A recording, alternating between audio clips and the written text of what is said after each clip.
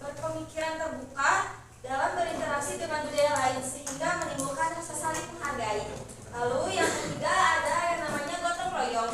Gotong royong yaitu kemampuan untuk melakukan suatu kegiatan secara bersama-sama yang sukarela agar kegiatan yang dikerjakan dapat berjalan lancar, mudah, dan ringan. Selanjutnya ada mandiri. Lalu mandiri yaitu pelajar yang bertanggung jawab atas proses dan hasil pelajarannya. Yang kelima ada bernilai kritis. Bernilai kritis adalah memperoleh dan memproses informasi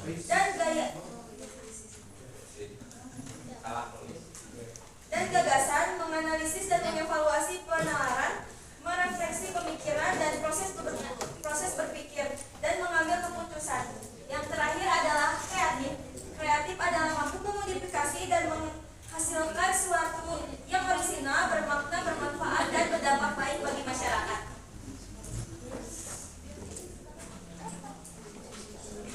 Ini saya akan membacakan 5R, yaitu ringkas. Ringkas adalah membedakan antara barang yang diperlukan dengan yang tidak diperlukan, dan selanjutnya melanjutkan menyingkirkan barang yang tidak diperlukan tersebut.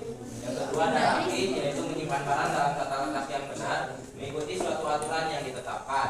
Yang ketiga ada resik, berarti menjaga agar tempat kerja bersih dan rapi, serta dilakukan pemeriksaan untuk mengetahui kondisi tempat kerja dan barang dalam keadaan baik pada tempatnya. Yang keempat ada rawat, adalah memelihara lingkungan yang sudah ringkas, rapi, dan bersih sepanjang waktu dengan membuat standar operasional prosedur diketahui, dipahami, dan dilaksanakan oleh semua warga sekolah.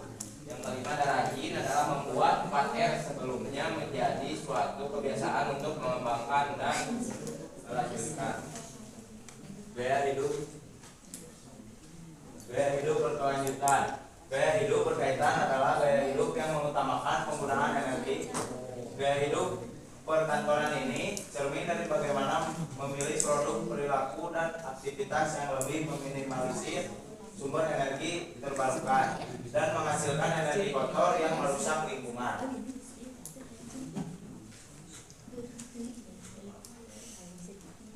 Dan di sini ada 4R.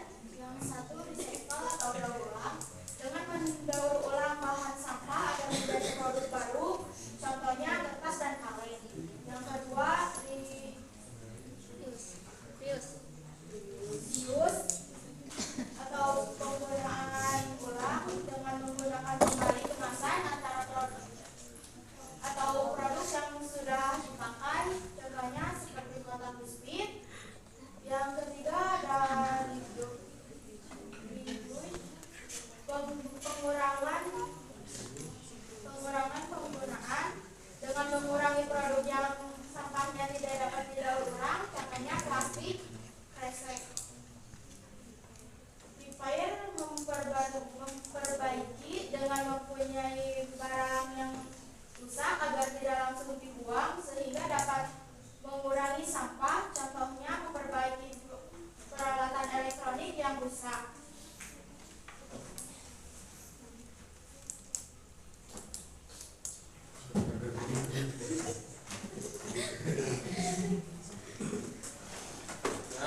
Ini yang ada yang kemarin kita ekspor seberapa aja. Kalau tempatnya parkiran guru keadaan kurang rapi dan tapi bersih yang harus diperbaiki, banyak barang bangunan yang berserakan. Yang kedua ruang BK bersih dan rapi yang harus diperbaiki mungkin tidak ada. Yang ketiga ruang guru bersih tapi kurang rapi, yang harus diperbaiki, harus dirapikan meja yang berantakan. Yang keempat gudang olahraga keadaannya kotor, tidak tersusun rapi dan sempit, yang harus diperbaiki, dibersihkan dan diperbesar lagi ruangannya. Yang kelima gudang cakara, gudang caraka sangat berantakan, tidak tersusun rapi dan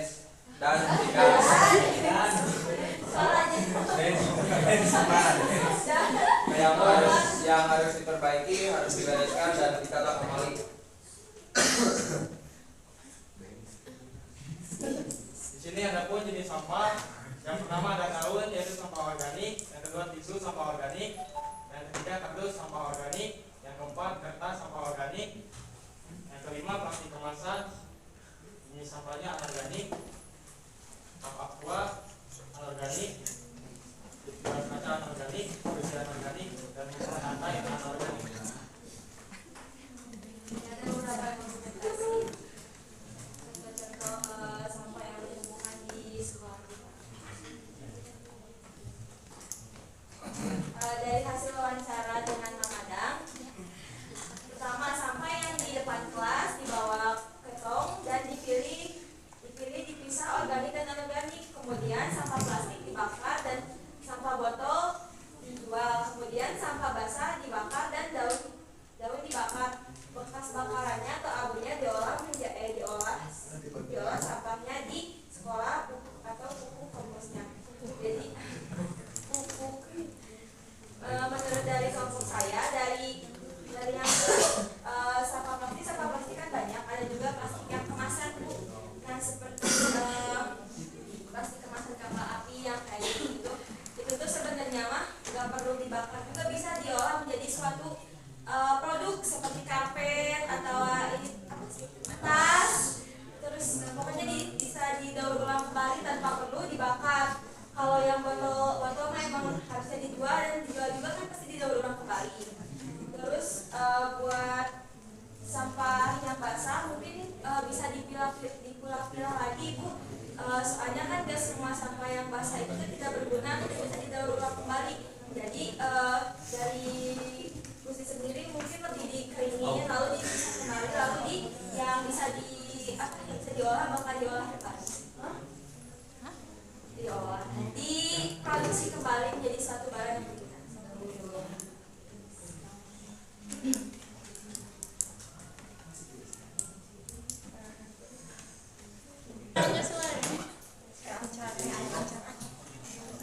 Ini saya akan presentasikan di slide kedua ini, yaitu perencanaan pembuatan pupuk kompos dari sampah organik. Alatnya, alat dan bahan, alat ada tong tutup, tongkat pemandu, golok, karung, ATK. Bahannya ada sampah daun dan rumput, atau bisa juga sampah organik seperti buah-buahan, sayuran, kotoran manusia, empah, gula pasir dan lain.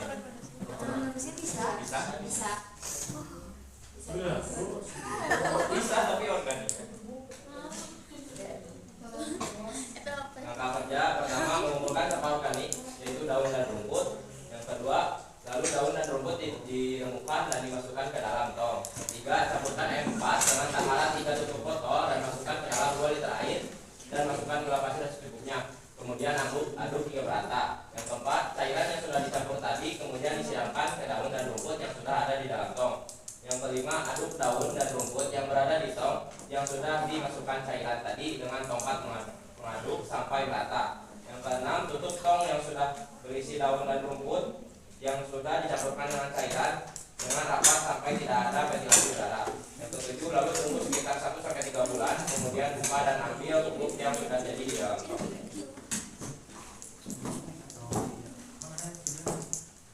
Selanjutnya ada alokasi waktu. Yang pertama, mengumpulkan daun dan rumput selama 30 menit. Yang kedua, menjemur daun dan rumput selama 20 menit. Itu tuh tergantung dari panasnya cahaya matahari, mungkin bisa lebih dari 20 menit. Yang ketiga, ada memotong dan mencaca daun dan rumput selama 1-1,5 menit. Itu tuh bisa lebih tergantung dari banyaknya kita mengut daun. Yang keempat adalah proses pembuatan pupuk di dalam tong dengan mencampurkan semua bahan selama 45 menit.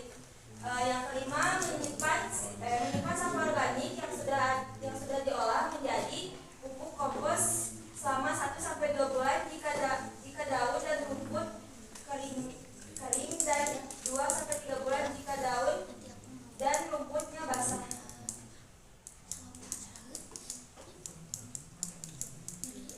Biaya yang dibutuhkannya, yang pertama ember cat 25 kilo 8.000, yang kedua M4 1 liter harganya 24.000, yang ketiga gula pasir 1 kilo 15.000, yang keempat tongkat pengaduk 32.000, yang kelima golok 38.000, dan yang terakhir karung 5.000.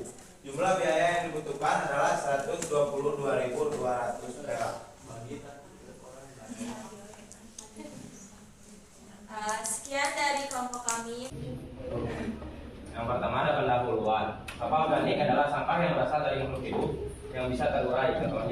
sisa makanan, daun, rumput, dan barang-barang yang terbuat dari makhluk hidup seperti kayu. Pada kesempatan kali ini, kelompok saya akan mempresentasikan tentang laporan kegiatan pembuatan pupuk kompos dari sampah organik. Tujuannya untuk mengetahui langkah kerja pembuatan pada pupuk kompos yang terdiri dari sampah organik yang berada di lingkungan sekolah. Waktu pelaksanaannya Jumat 17 Februari 2023.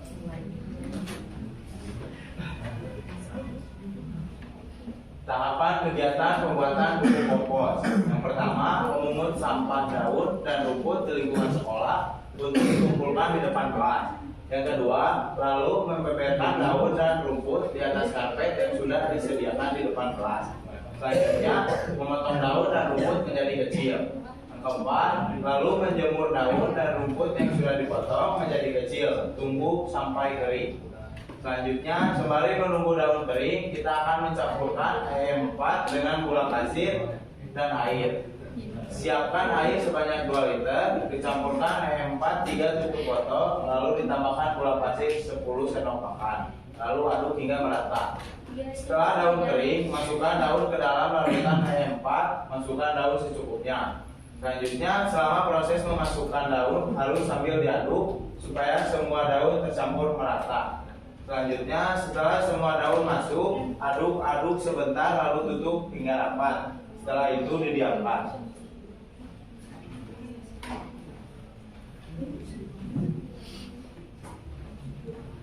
Kesimpulannya, dengan mengetahui bagaimana cara pembuatan pupuk kompos, siswa dapat mengurangi sampah yang ada di sekolah dan bisa membuat pupuk kompos dengan terampil.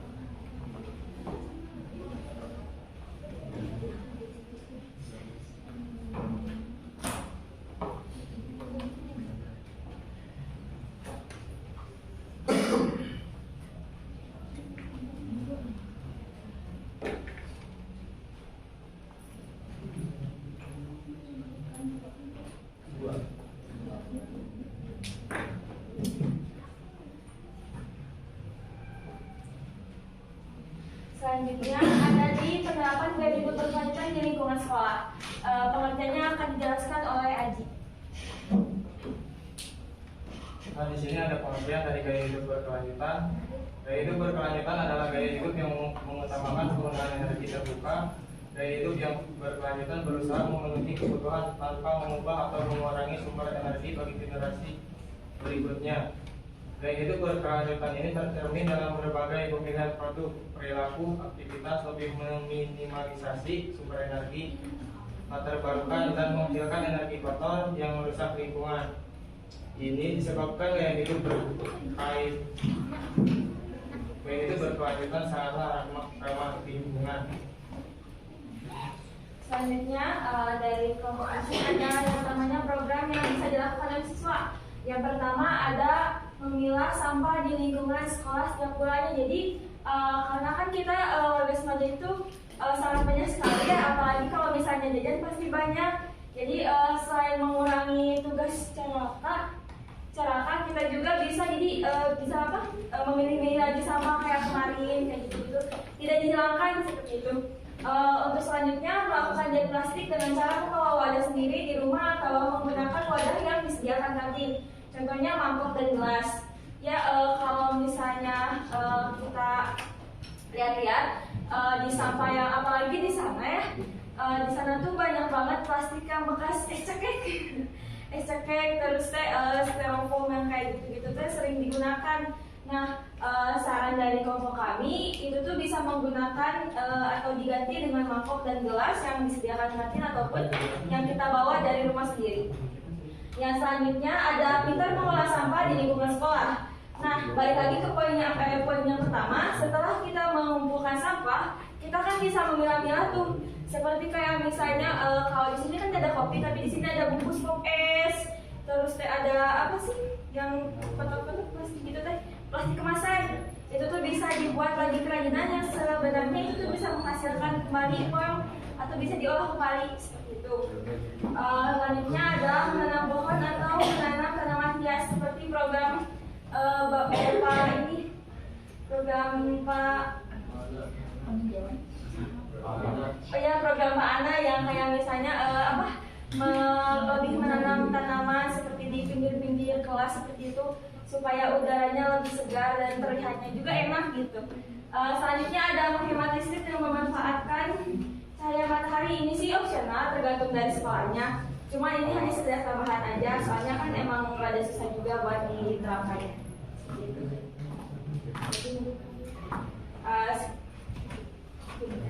Kesimpulannya adalah siswa dapat melakukan gaya hidup berkelanjutan dengan terbiasa karena program hidup berkelanjutan dilakukan secara terus-menerus dan akibatnya sampah di SMA 1 Majalaya berdapat berkurang. Sekian, terima kasih.